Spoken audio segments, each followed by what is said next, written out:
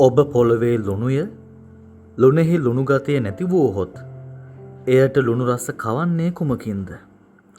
ඉන්පසු ඒවා ඉවත දමනු ලබන්නටද මිනිසුන්ගේ පයින් පාගනු ලබන්නටද මිස අන් කිසිවකට සුදුසු නැත. මා ප්‍රේමන්තිනි,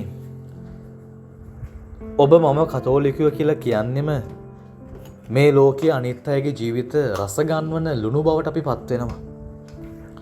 අපි ජීවත් වෙන්නෙම අපි වෙනුවෙන් නෙමෙයි අනිත් අය වෙනුවෙන්. හරියට ජේසුස්වාමින් වහන්සේ කළා වගේ අපේ ජීවිත අනිත් අය වෙනුවෙන් වැය කරන්න කැප කරන්න තමයි උන්වහන්සේ ඔබ මාව කැඳෙව්වේ.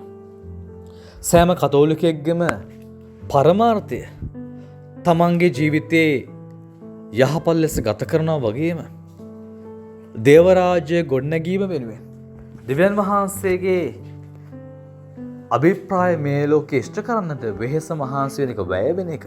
අන්නේ කාරණාවේදී තමන්ගේ කාලය ශ්‍රමය මුදල වැය වෙනවා. තමන්ව ෂය වෙනවා. හරියට ඉටිපන්දමක් වගේ. ඉටිපන්දම ලෝකෙට එළිය දෙනවා. අවසානයේ ඉටිපන්දම දිය වෙලා ගිහිල්ලා. ලුණු රස ලුණු වැටේ කෑමට වැටුනහම හොද්ද තුල දිය වුණහම හොද්ද ලුණු රහයි. හැබැයි ලුණු කැටේ අපිට හොයාගන්න බෑ. අන්න ඒ වගේ ඔබ දිය වෙන තැන ලුණු කැටයක් වෙන්න. එතකොට ඔබේ රසය හැම තැනම දැනෙනවා. හැබැයි ඔබව හොයාගන්න හම්බෙන්නේ නැහැ. හරියට ජේසුස්වාමීන් වහන්සේ තමන්ගේ මුළු ජීවිතේම මේ ලෝකෙ වෙනුවෙන් පූජා කරා.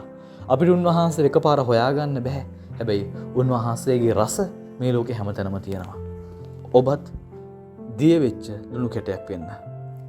ඔබට ජෙස් පිටයි.